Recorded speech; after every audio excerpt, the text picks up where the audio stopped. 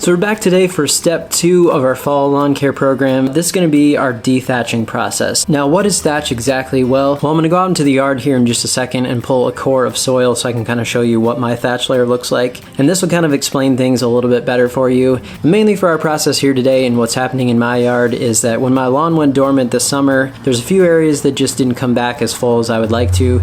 There's some of that dead grass and dormant grass still kind of mixed in the good stuff. So today we're going to do a little bit of a light dethatching on that with this machine that I really like, the Greenworks tool that I've been talking about here on my channel quite a bit. We're going to be using that again today, and I'll be explaining the whole process.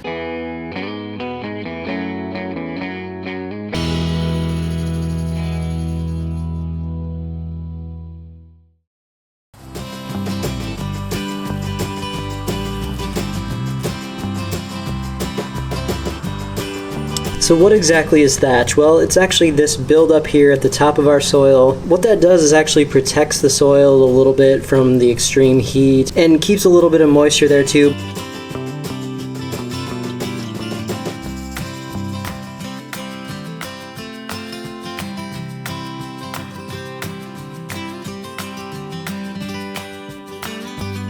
So you can see that my thatch layer is not very thick. I did a dethatching process on this same backyard in the spring, and normally I don't do this twice a year, but as I said today, we're not really doing the traditional dethatching in my yard where we're going really heavy to remove thatch. We're just kind of removing some of the dead material that's left over from the summer. But as you can see here on this core, as we just remove this little dead grass stuff here, there's really not a whole lot of thatch in my soil at all, or at the surface of the soil. So once we get to about a ½ an inch of that right there on the top or more, then you have kind of a thatch problem. It's not going to allow your moisture, air, and also when you put down fertilizers to actually get to your soil level as easy. As you walk through your yard, it will feel kind of spongy because you're walking on that thatch layer at the top, and that's just a bunch of dead material that is not breaking down fast enough. So that is the time when you would actually do a full dethatch on your yard.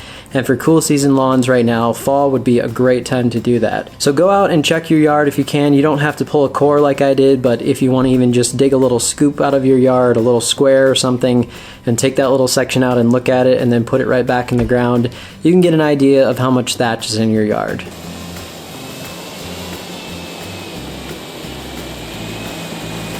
Now, as I mentioned, I've also done a whole video on this Greenworks tool and the dethatching process that I did in the spring. So I won't go over absolutely everything again today, but I'm going to be taking this thing through the yard. And essentially it's pretty easy. You just go back and forth with this tool. I think I'm on the highest setting right now because my grass is a little bit longer. So if you were going to try to dethatch pretty heavily, you'd want to cut your grass down pretty short if you can. It might look a little bit rough for a while, but you want to get closer to that thatch layer so this tool can actually do its job the best. I'm at about 2.5 inches. If you could get your lawn to about 2 inches, that would be good. But today I'm just kind of using this thing as a comb to get rid of some of the dead stuff.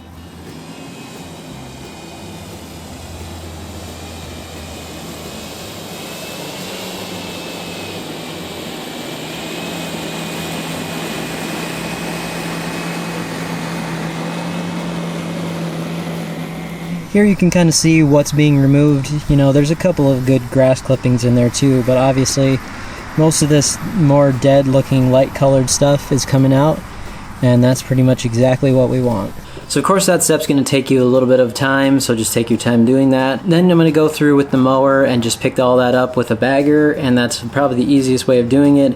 If you don't have a bagging system, you can rake up all this dead stuff and kind of get rid of it that way as well.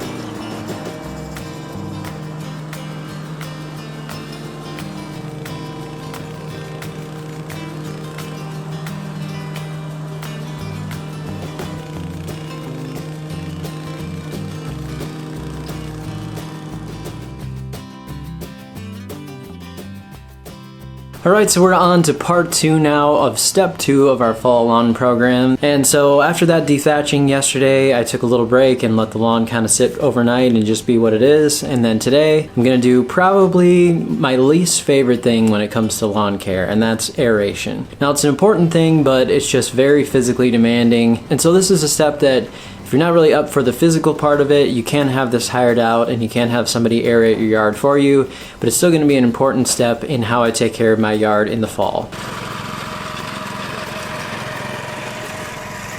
So why exactly do we aerate? Well, we aerate so that we can open up holes in the soil and pull out some plugs of soil, and then water, air, and fertilizer can get better down into the root zone. This just overall helps the health of the grass and to build in some stronger roots. So another advantage of aeration is that it's going to help us relieve some compaction in our yard as well. But related to this, you have to make sure that the ground is soft enough to actually pull some cores out of. So if you're at a really dry time right now where you're at, you're going to have to make sure the yard is watered at least a couple days ahead of time pretty heavily so that you can actually pull some cores out of there.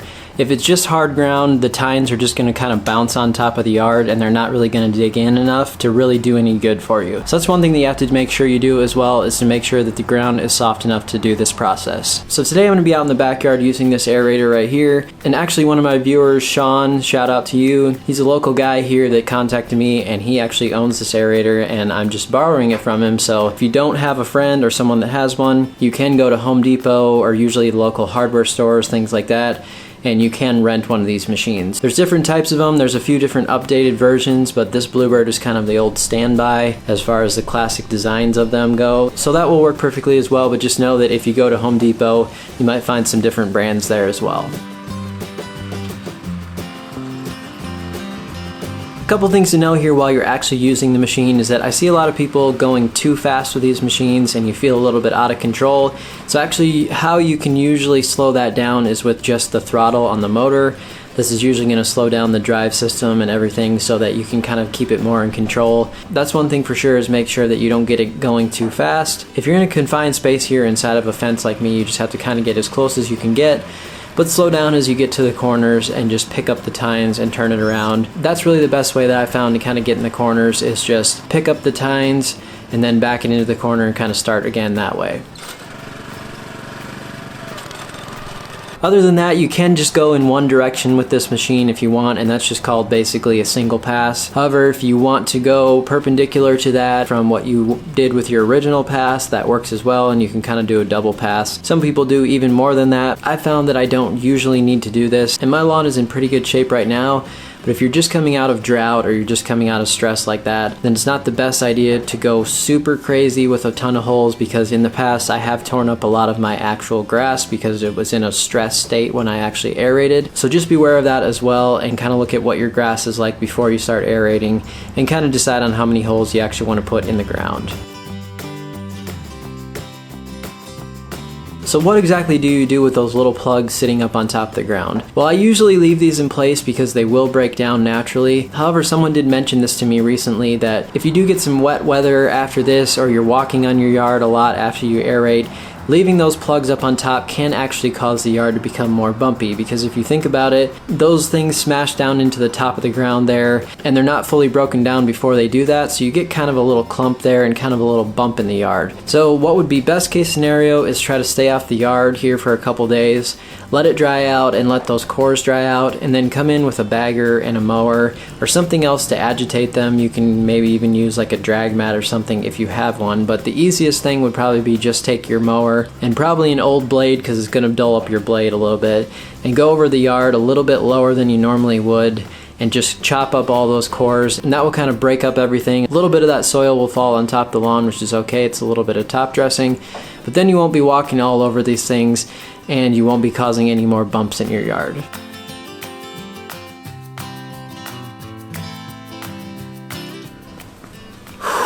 Well, I did it. I survived. One more year of aerating my yard. But man, it is a workout and a half, and I'm sure tomorrow I will be a little bit sore. But it's all part of it. One time a year or 2 times a year, sometimes I do it. It's not terrible. If you have any questions or if I missed anything that you'd like to know, please let me know down in the comment section below. Thanks so much for watching this video. We'll see you next time.